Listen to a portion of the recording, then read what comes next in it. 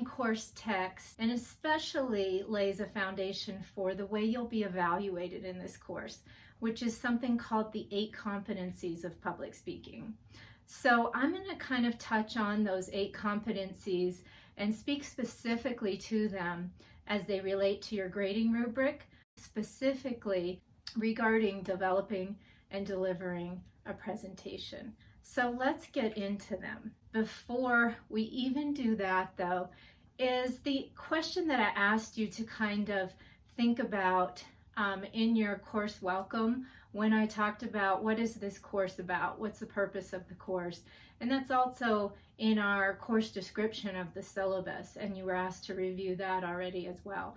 But that is this idea of why is communication in the workplace important? What about it is something that is worth you learning how to do? And I want to kind of bring this up, and this is the Princeton Review had an article this past year ranking college majors. And what I want you to kind of let sink in is that the second highest ranking major was communication, just after computer science and before political science. So you could think about those other two as perhaps more hard skills, especially computer science being considered a hard skill.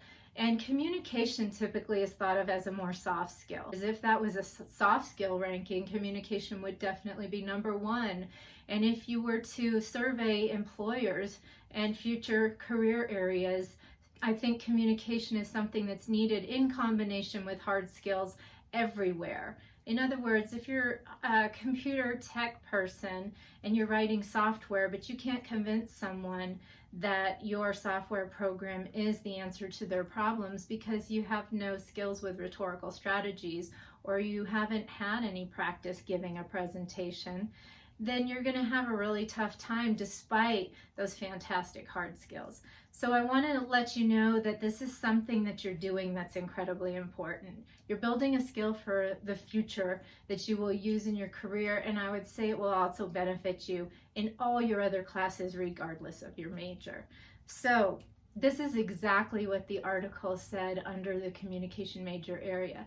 It said communication majors tend to be great storytellers with quick wits and fiery personalities.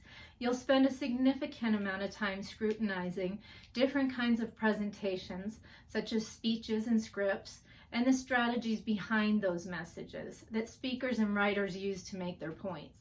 You'll learn about verbal and nonverbal messages, audience reactions, and the varied effects or different communication environments.